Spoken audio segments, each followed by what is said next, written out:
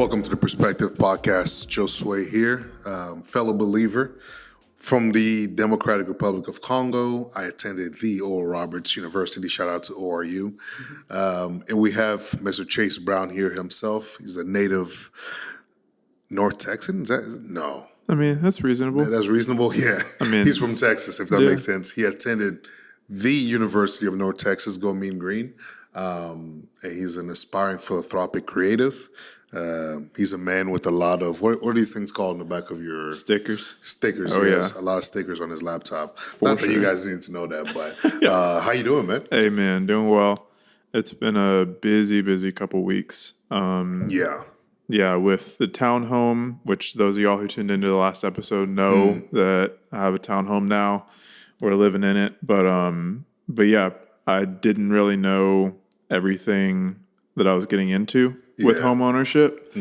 And it's been a lot over the last couple of weeks figuring out like auto pay for utilities or even how the heck to get a recycle bin and just all of that fun stuff. And so it's do we have a recycle bin? Not yet. Okay, we can blame the recycle service for that.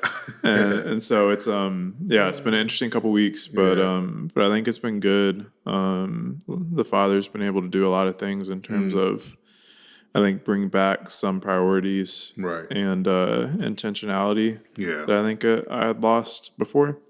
It's still a little bit of a struggle, but it's getting better. But how are you, dude? I'm good, man. I think it's about to be the busiest first 3 months of the year I've ever had, in terms of just having so many different things about to happen, so many different things I had to do. So it's different. Life is different than it was in previous years. So I think it's definitely going to be an opportunity, to continue to grow as a person and be stretched and having more responsibilities and all that stuff. So I'm looking forward to it. You know? Hopefully get you a girlfriend too. Yeah. That'd be legit. Yeah, hopefully one of our... never mind, but continue.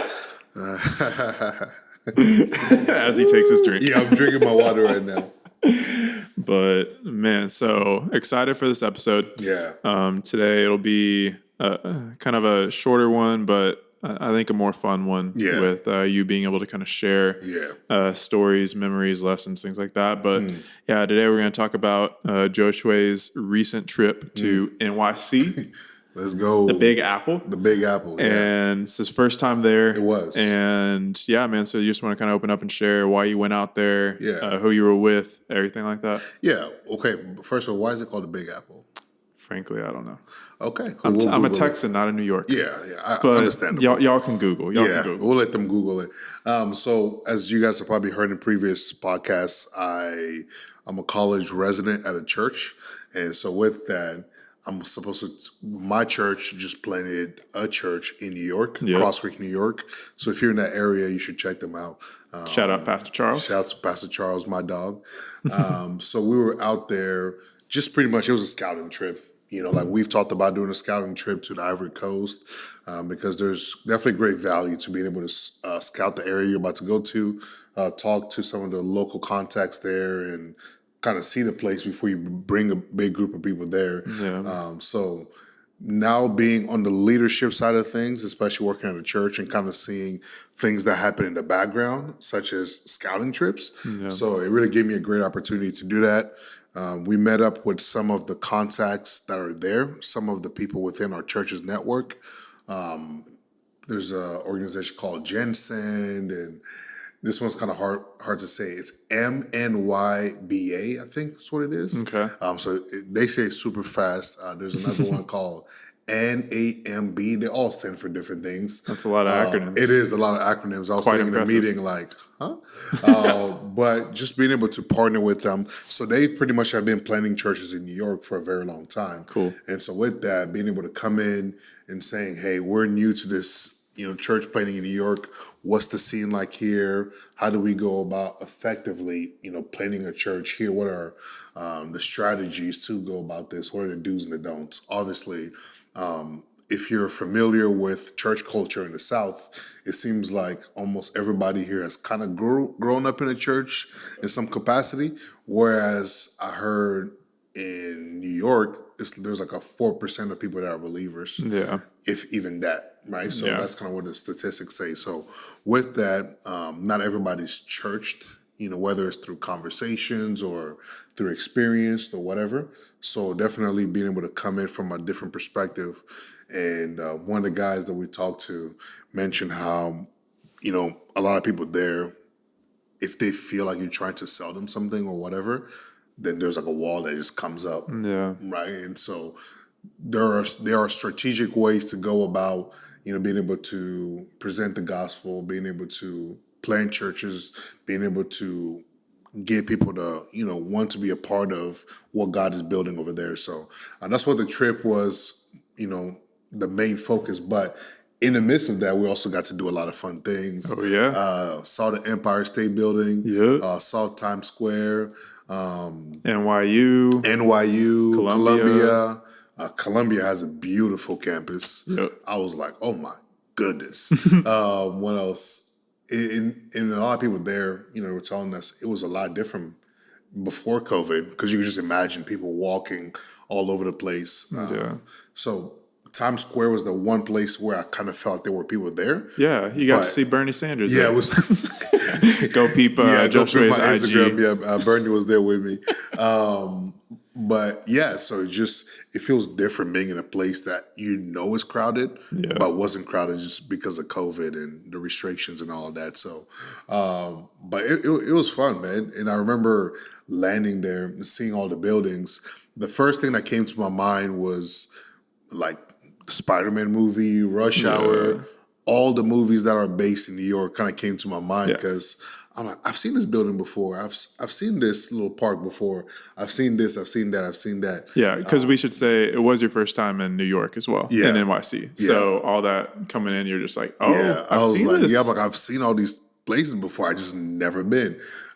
So, but it was a good trip. We definitely ate very well. I'm gonna leave it at that. As you would. Yeah, we definitely ate very well, and met a lot of interesting people there. So, it's quite an interesting place. Because me and my family went up there October 2019 for family trip. And definitely interesting place. And our boy Montel just moved up there from LA. And so we have a good amount of people who are up there now. And it's interesting that you brought up kind of like the spirit of genuine and just like being genuine and how that's such a big thing up there. Right. Because I think that's something that LB brought up also, where like down here it's like, we're like our front door is open, but like the interior of the house is like pretty shut off, to where up there it's like kind of they have, the fence on the outside and are kind of guarded, but then once they let you in and once you gain their trust, they're more vulnerable than us down here. And even to that point, as we were in the meeting with everybody, with all the organizations, with all the acronyms, so a lot of the things that LB mentioned, they were bringing up too. Yeah. So it was almost, for me, it was like a deja vu moment because they were all saying the same things, and she doesn't know them like that. Yeah. So it's something that I guess people that are in the church over there in New York have observed, and so for us, obviously, coming into a new spot like that, it would be a foolish thing to not, heed the advice of those that have already been there, those that are effectively planting churches there, so. Yeah. So then kind of going towards it being your first time in NYC, what were some of your favorite things? And like you said, some of the sites that you saw that you had been thinking about and that you'd seen on things like video games or movies or whatever.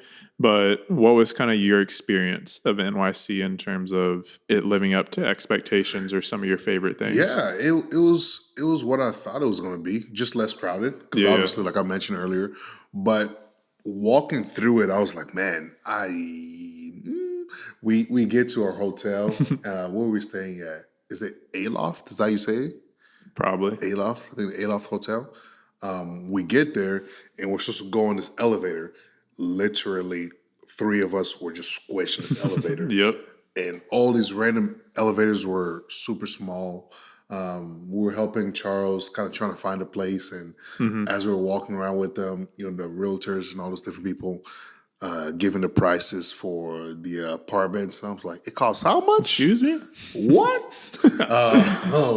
And so the more we kind of walked around and I saw the place, the more I guess I got an appreciation for Texas and just the vastness of things and space. Yeah. It made me realize that I don't think New York's for me. That downtown living is not for me. Yeah. Like I can't do it. Like I would just feel too cramped. You know, Yeah, it would bro. just be a little much. And the fact that it's also expensive Yep. doesn't do it for me. Not about But yeah, there were a lot of people riding bikes, which was an interesting sight to see. Yep. I'm like, man, I haven't seen so many people on the bikes in a very, very long time. Yeah, man. And they were just zooming through the streets. Like if you weren't paying attention, Oh, yeah. you might get ran over. Oh, yeah. And we drove through Chinatown Yeah. and we found this ice cream place.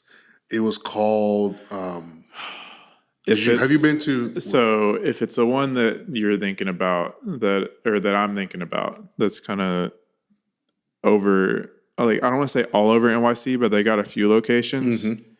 It is absolutely amazing. Because whenever me and my family went up there, one of my old lacrosse teammates' sisters lives up there.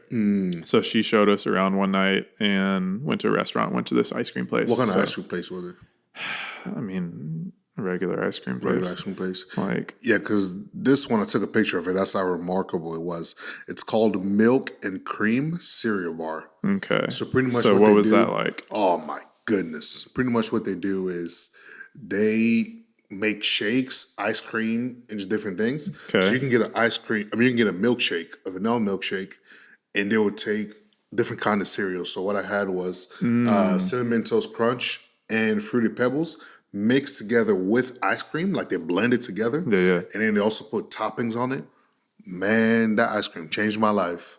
I was like, what is this? Bro. To the extent where I was sitting in the car thinking to myself, man, how much money would I need to raise to start a franchise over there in Texas? Because I feel like it would do well here. So if you're a part of Milk and Cream Cereal Bar and you're listening to this, hit me up. Let's make something happen over here in Dallas. Let's get a collab. Yeah, you can sponsor the podcast. Sponsor the podcast. So the one that I was thinking about is called, probably pronouncing this wrong, Morgenstern's, which basically it's one that it's been around NYC for forever. Yeah. And so some of their flavors were great, but it was awesome. But yeah. New York pizza. Yeah. Did you have any? How was it?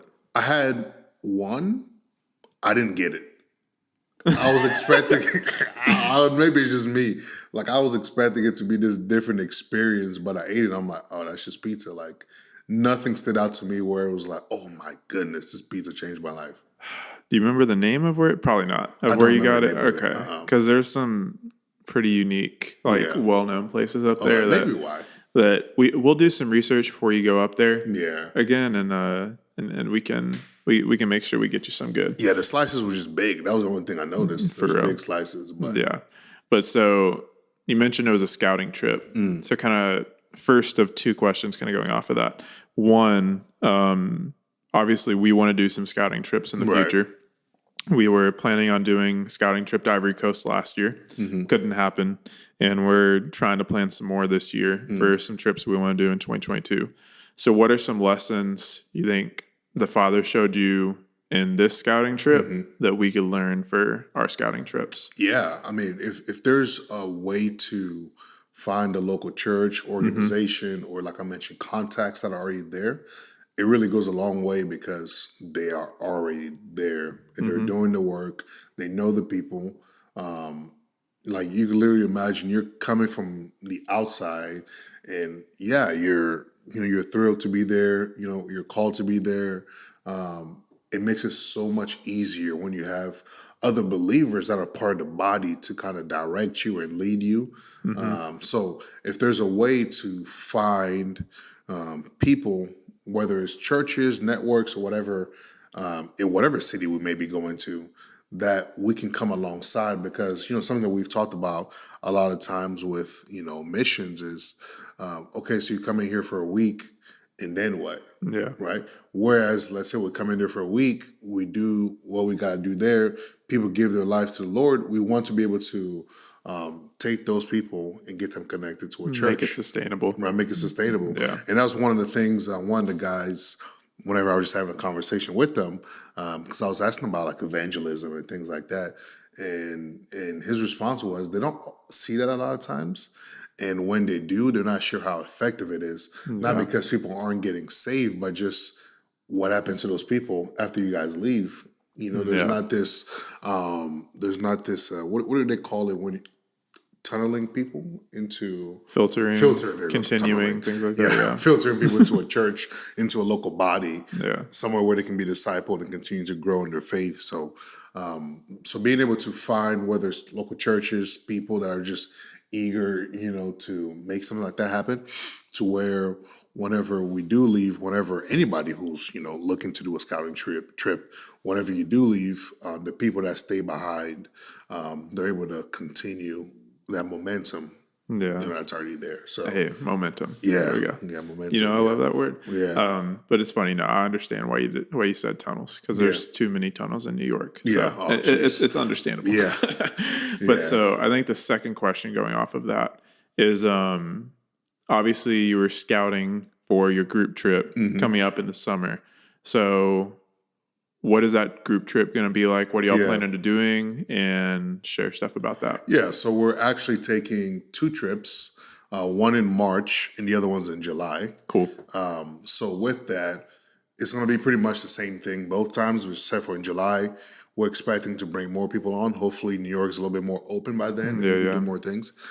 So an effective strategy that was kind of, you know, given to us was, you know, coming in the first night, you know, being able to walk and pray over the area where we're going to be. The second day, for example, coming in and being intentional about reaching the people that are there through conversations, through gestures, whatever the situation might be, right? Yeah. Different things like that.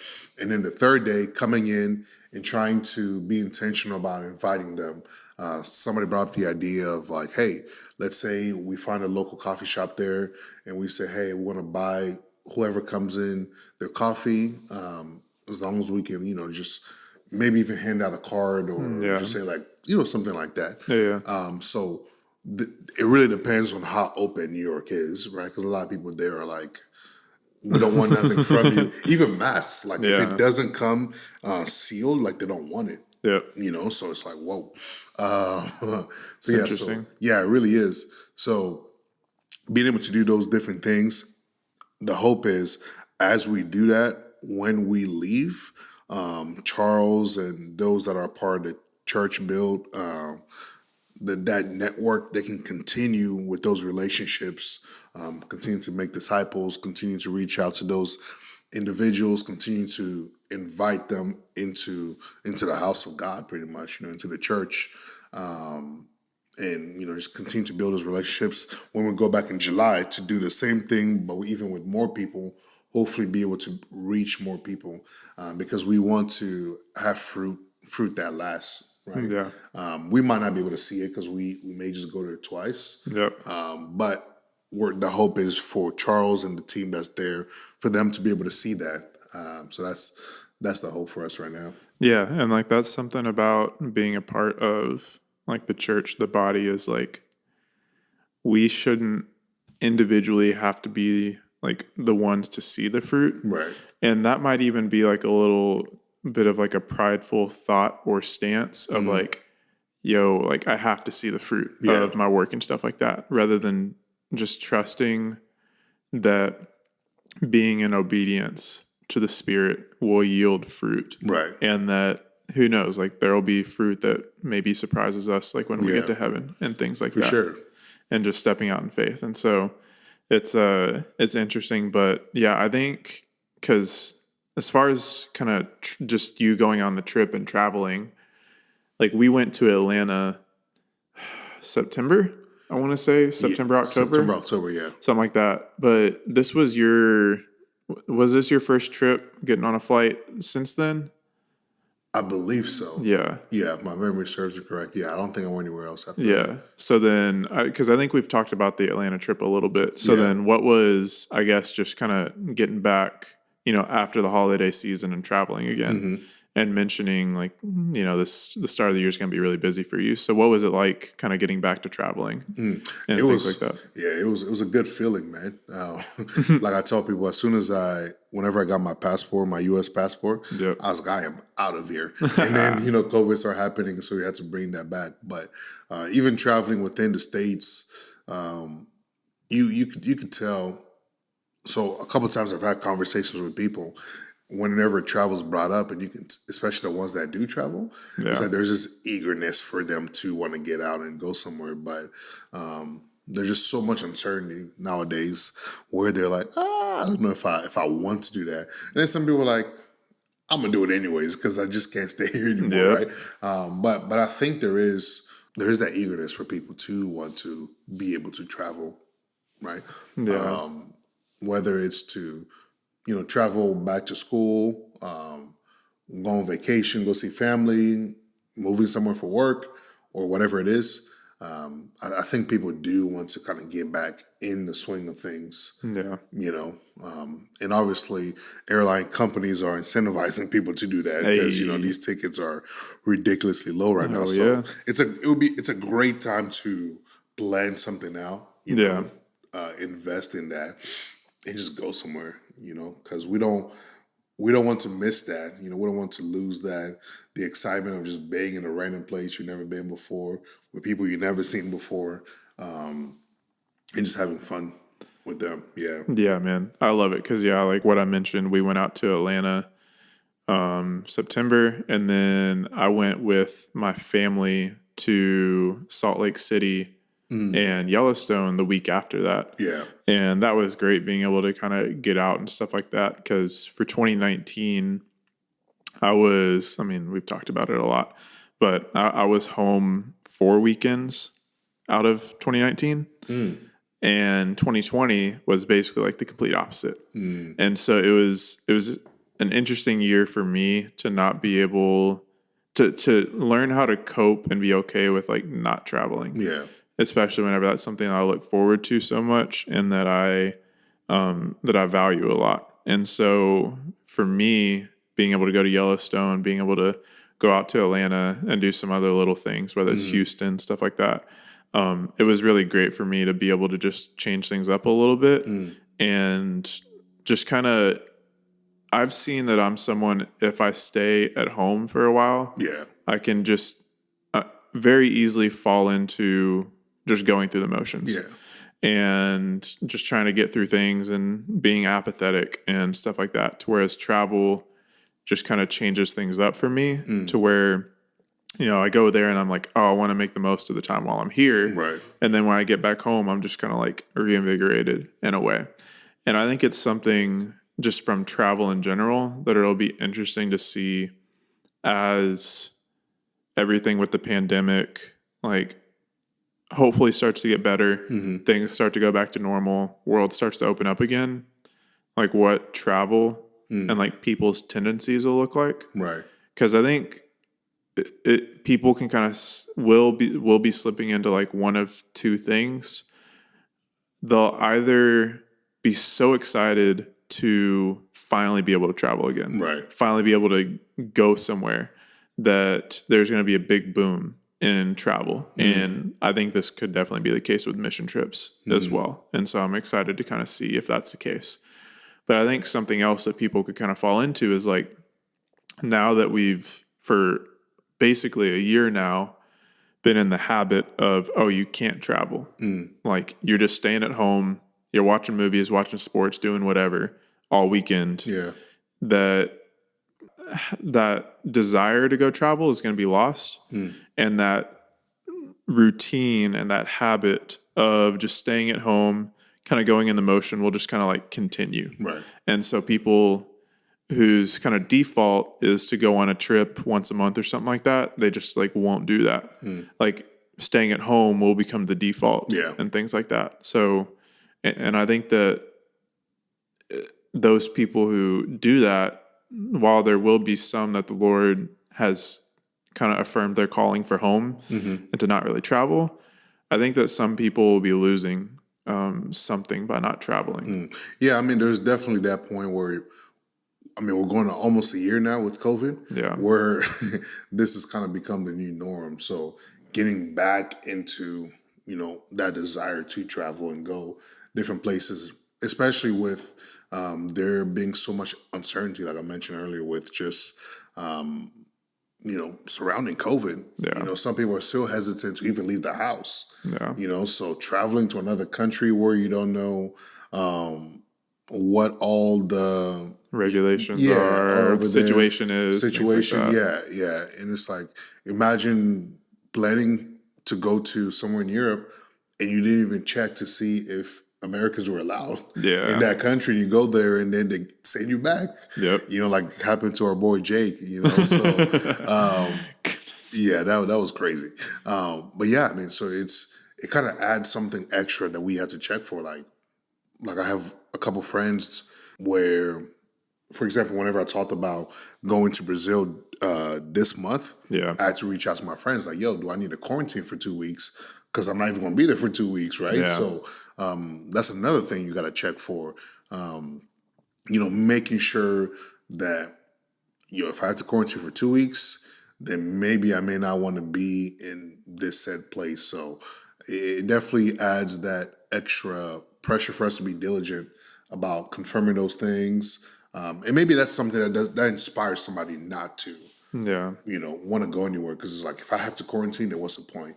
I can just stay at my house and save money versus trying to go somewhere and being told I got to stay in the hotel for 2 weeks. Yeah. And I mean, that's definitely something through 2020 that I was blessed to be able to be in the position to gain from not traveling, is being able to save money. Not obviously not everyone was in that position, because there was a lot of job loss in 2020, or people incurring other expenses because now they need a bigger apartment since they're working from home, or just different things like that. And so it'll definitely be, a year that, I mean, we'll all look back on for different reasons, Right. and see as unique. But yeah, I mean, I would just say, like, going forward, to I think both of us, because I think this is kind of like a kick in the butt for me, kind of talking about this topic, is like, stop going through the motions and really be intentional about just like hearing the Lord's voice and being obedient to what he wants you to do. Right. Whether that is staying at home or whether that's traveling. Because for example, like we've been talking about this LA trip for almost a year now. Because we had planned to go out there in March of last year. And then everything happened and we're like, oh, well, we can't do that anymore. And in the benefit now, we hear that LA's being lifted, a lot of restrictions. Yeah. You knew that, right? Yeah. Okay, cool. So that's going to be a great time for us to go. Yeah. We can actually see people, and Exactly. because, continue. Yeah. But so it's, but I feel like as one of the people who are leading the trip for like us guys and stuff like that it's something where I haven't really done a good job of taking the initiative of just doing it. And I think part of that is because I'm used to just kind of going through the motions and just kind of like default stay at home this weekend rather than being in that mindset of like default traveling of like, okay, this weekend, where am I going? This weekend, what am I doing? Yeah. And scheduling things. And everyone works different, but I know I'm someone who works very well whenever my days and weeks are scheduled like a couple weeks in advance, just so I can maximize like my time and stuff like that. Yeah.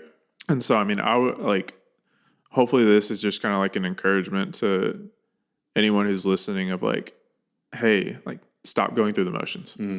Like whether that pertains to travel, whether that's work, whether that's working out, whether that's quiet time with the Father, whether that's reading, whatever.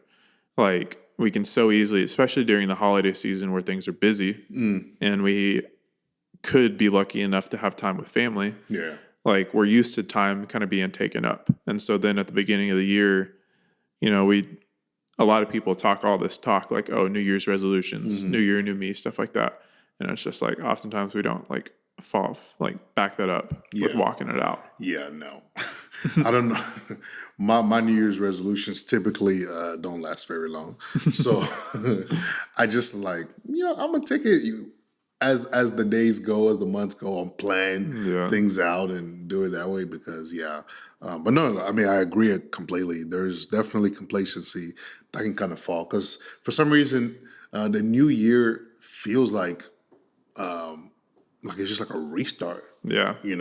Even though technically, I mean, it's just another day, but Yep. it feels like a restart, like in our mind, because, for us, it's 2021, we're not in 2020 anymore. Yep. So being able to, families have gone home now, you're back to getting back in the groove of things, whether that's students going back to school or people going back to work and you're trying to plan out your year. Hopefully you guys kind of hear from us. And when we say travel, it's not necessarily always just going on a mission trip or doing outreach or anything like that. Just go somewhere, have fun, Yeah. whether with your friends, with your family, by yourself. I mean, we like the solo ones as well. Oh, yeah? Really just, we call this a perspectives podcast, because go to another country, go to another place and just experience something different to where, like you mentioned earlier, you come back from trips and you feel, what was the word you used? I mean, just Rejuvenated? reinvigorated, rejuvenated. That's a big word. It's an SAT word. I mean, it really does that for you, right? Because you get to experience something different than your normal 9 to 5 on the weekends. Yeah. I'm just going to sit here and watch football game, Netflix or whatever. Yeah. Because it's so easy to do that and not value the day. Yeah. And it's something that we'd be remiss to not mention, like with today being January 26th, of it being 1 year since like pretty rough and tragic passing of Kobe. Yeah. And that it was just crazy because like that day, like we were doing the outreach down in Dallas. And then me and Grayson, because you had something afterwards, but me and Grayson were at Torchy's down in Dallas. And then literally he's just like, yo, I just got an alert that like Kobe passed in like a helicopter crash. Yeah. And Kobe was so much a person that took the most out of every day, took the biggest bite out of every day and was super intentional with what he was doing and was super curious. And whether that was travel, whether that was creativity, whether that was his, athletic career, he was someone who really just did the most with what he had. Yeah. And so, heck, if there's anything we can do, I guess, to honor his legacy, have that Mamba mentality. Yeah, like no joke. I think what really, kind of thinking about, RIP to the late, great Kobe Bryant. Something that really stood out to me about him was this man spoke Italian, Spanish, just all these different things. And you would see him at soccer games, interacting with people. He was just somebody that really embraced so many different things. You might not be able to see it if all you knew him as Kobe, the basketball player, but especially after he retired, he really gave us a lot more of himself, especially as a father and even just as a person. So, man, that I remember because I left the outreach, I had to go work out before I had to go somewhere, wherever I had to go, I don't even remember. And I was at the gym looking at my phone and I got the news and I sat there for like 50 minutes. Like, this can't be real. Yeah. And it's crazy to think about because I wasn't the biggest Kobe fan because I was like a LeBron fan. So it was almost like there was this rivalry going on, but I didn't know how much I actually admire him as a person. Yeah. So it hit me in a very interesting way. But man. Oh, definitely got to have that mama mentality. I saw your IG post. And I was like, yeah, there it goes.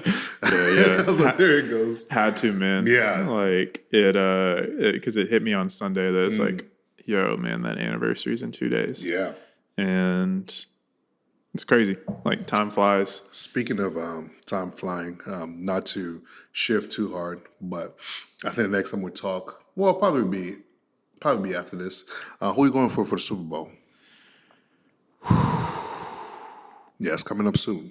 I think I got to go Chiefs, bro. Because I know that man Tom Brady is something else. But I have to stay loyal to my bro Peyton. I love Peyton Manning. Oh, okay. And so from there, like, I can respect Tom Brady. I can't root for him. So young Patty Mahomes getting a second. Yeah. What about you? I typically don't like revealing who I'm going for because whenever the games are going on, there's just too much emotional things that I'm processing and going through at the time. But sounds like a cop out. No. But I am leaning also towards the Chiefs because I enjoy their team a lot more. Yeah. I'm more invested with the Chiefs. I don't really hate Tom Brady, but I just think Pat's just a different kind of guy, you know? And so I'm really looking forward to that matchup and seeing how it plays out.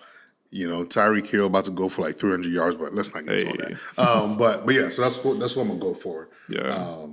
But whenever they won against Golden State in 2016, I think that was probably like the first time I was stressed. Like I was sitting on the floor like a child, sweating a little bit. Sweating. My friend was talking trash because she was going for Golden State, and I was just quiet. Like, don't talk to me. I was just focused. I literally had Mamba mentality watching the game. So that's how I get during big games. So. Yeah, bro, that's so. Yeah, it's a little ridiculous, but that's just me. So. No, that was me during Peyton's last Super Bowl. So I feel you. That one was tough. Whew. Yeah, but yeah, bro. As we land the plane, do you have any last things you want to share about the trips coming up? Man, yeah. If you are college age students, and by that you don't necessarily need to be in college. Yep. If you are around 18 to 25, you love Jesus, love people. Or even if you don't, you know, we want this to be somewhere where you can encounter the Lord. And any of what we were talking about earlier interests you, hit us up on Instagram. Yeah. You know, I would love to provide that information for you. As I mentioned earlier, the first trip is going to be in March, and the second trip is going to be in July. And we will have to obviously fundraise, but it is very, very affordable. Yeah. Very affordable, as I've said that 3 times. So we would love to have you. We would love to talk about it. Obviously, we're going to do a couple podcasts about it, but or if you would even like to, fundraise and help somebody go, I'm sure Chase is going to plug in all the information for that. We love that people have been so generous, whenever we've brought different things to the table. So, whether you would want to come, whether you want to donate to help somebody come, or whether you just want to agree with us in prayer for what God is going to do over there, all those things would be greatly appreciated. So, yeah. That would be good, man. Yeah, I'm excited for y'all to be able to go on that trip. Yeah. Go back to NYC because it's a cool place. And then who knows? Maybe we'll connect with the Hang and LB and Fish up there. I can't believe I forgot that. Yeah. Who knows? Who knows what God will bring? But yeah, man, it'll be good. Excited for you. But yeah, we'll include all of that in the description, as we always do. And as always, Josue's profile is in the description as well. So you can go to that, DM him for any questions, things like that. But yeah, so that'll be a wrap for us today. Thank y'all so much for tuning in. If you liked today's episode, please like, comment, share, subscribe, leave a rating, all that fun stuff. As well, if you want to support the podcast, feel free to go to our website below. There's also outreaches that we're doing that you can support, local in the DFW area, and then some projects that we're working on internationally. So thank y'all again for tuning in. Until next time, much love. God bless. R.I.P. Kobe.